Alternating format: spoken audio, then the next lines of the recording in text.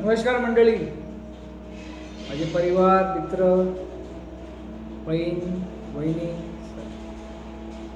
आपला आज हा जो कुटुंब आहे, आजचा जो अध्याय आहे 44वा अध्याय आहे. आज 44व्या अध्यायाच्या निमित्ताने तुम्ही हा जो आजचा जो विषय घेणार आहे त्या विषयामध्ये प्रार्थना.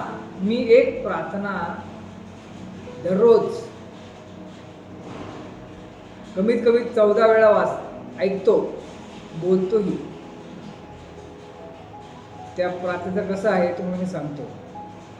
सर्वप्रथम सर्वांना माझ्याकडनं खूप खूप धन्यवाद. आतापर्यंत जे काही प्रेम दिलं मला, असंच प्रेम पुढे देत राहा.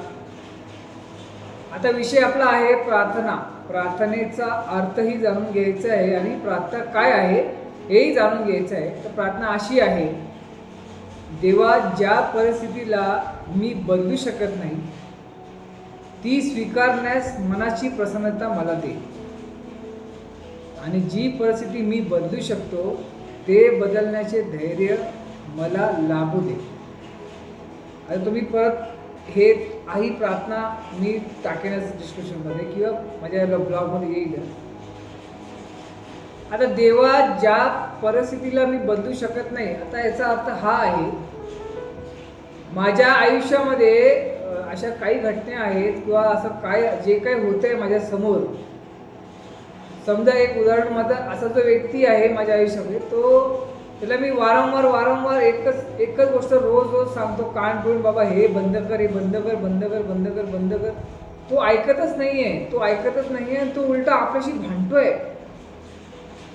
तो भांडतोय तर सरळ भाषेत आहे. जर त्याला मी बदलू शकत नाही ना, तर मी कुणाला बदललं पाहिजे? स्वतःला.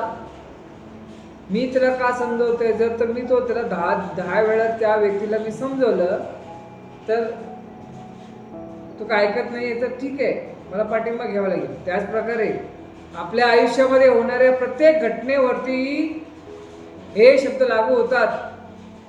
तेव्हा ज्या परिस्थितीला मी बदलू शकत नाही, जर मी बदलू शकत नाही तर ती स्वीकार करून घ्यावी लागेल आणि मनाची प्रसन्नता ठेवावी लागेल. असं आपल्याला निराश होऊन चालणार नाही ना. ते निराश झाल्यावर काय होते?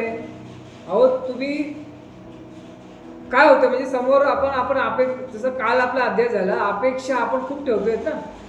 नका ठेवू ना, नाही ठेवायची गरजच नाही ना. ज्यामध्ये बोलतात ना, जर ही गोष्ट माझी आहे तर माझी आहे, जी गोष्ट माझी नाही आहे तरी मी म्हणतो माझी आहे, तर मी मूर्ख आहे. तुमची नाहीच आहे तर नाहीच आहे ना. तशी परिस्थिती पण आहे. कुठलीही परिस्थिती असो, त्या परिस्थितीमधले घटनेतील व्यक्ती असो, कोणी असो,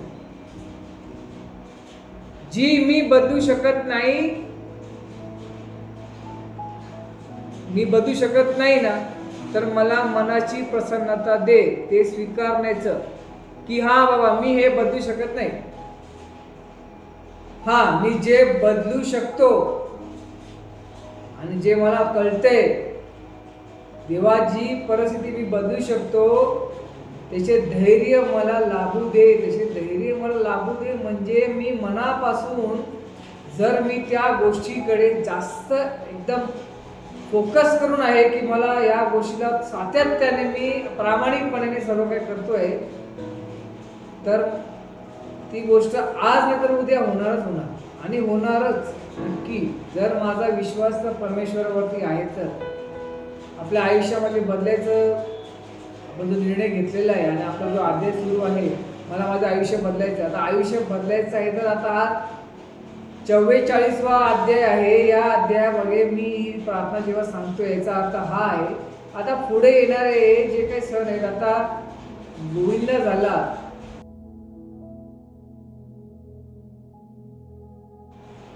त्याच्यामध्ये काय झालं आता की जेवढेही मुलं म्हणजे जेवढे गोविंदा पथक होते त्यांचे मी खरंच मनापासून खूप खूप एकदम आभार मानतो. आणि तुमचे मी आभार का मानतो माहिती का, की तेव्हा तो धाडस म्हणजे तो प्रेम, ते उत्साह चढण्याचा आणि खरंच ज्यांना ज्यांना दुखापत झाली असेल त्यांनी काळजी घ्यावी. खरंच आपण जे काही एवढा उत्साहाने जो काही हा आपला सण साजरा केला आणि 9 थर म्हणा 8 थर म्हणा सर्व काही केलं, या गोष्टीमध्ये मी म्हणतो प्रार्थना, ज्या आपण प्रथम तर पहिला प्रार्थनाच करतो. आता हळूच झाल्या दिवस जवळ आले, गणपती बाप्पा जवळ आलेच आपले बाप्पा, त्याही वेळेला प्रार्थनेचं पहिल्या प्राथमिकता आहेत ना. मग ही जी प्रार्थना जी मी आता बोललो, देवा ज्या परिस्थितीला मी बदलू शकत नाही ती स्वीकारण्यास मनाची प्रसन्नता मला दे, आणि जी परिस्थिती मी बदलू शकतो ते बदलण्याचे धैर्य मला लागू दे. एवढंच फक्त आपलं जर ह्या पूर्ण प्रार्थनेचं जर आपण मूळ रूप समजून घेतलं ना, तर आपण देवाकडे जेव्हा हात जोडतो ना, तेव्हा देवाला आपण हे जर म्हटलं पण एवढं पण म्हटलं ना, जर मी नाही बदलू शकत तर मला प्रसन्न तरी ठेव, तू ठेवेलच, पण तुम्हाला स्वीकार करण्याची मनस्थिती पाहिजे. आणि जर काही बदलायचं असेल, म्हणजे आपल्या आयुष्यामध्ये काही आपल्याला घडवायचं असेल, चांगलं काही करायचं असेल, तर त्याचं धैर्य तुम्हाला देव देतच आहे, घरचे देतच आहेत, आई वडील देत आहेत, मित्रमंडळी देत आहेत. ते धैर्य आहेच ना आपल्याकडे. स्वतःकडे आपला सेल्फ कॉन्फिडन्स आहे, याचा अर्थ हा आहे मी जिंकणार म्हणजे जिंकणारच. आता हा जो प्रवास आहे हा जवळपास पुढे हळूहळू थोडे दिवस संपणार आहे. दुःख वाटेल की हा अध्याय संपला, पण त्यानंतर मला दुसरा जो अध्याय घेऊन यायचा आहे. मी आता परत तुम्हाला विनंती करतो की कोणीतरी मला एक तरी मला एक सजेशन द्या की आतापर्यंत जे काही अध्याय झालेत आपले, त्याच्या अध्यायापैकी तुम्हाला, आपण कम्युनिटी जॉईंट झालो, पण सजेशन तुमच्याकडनं आले पाहिजेत ना.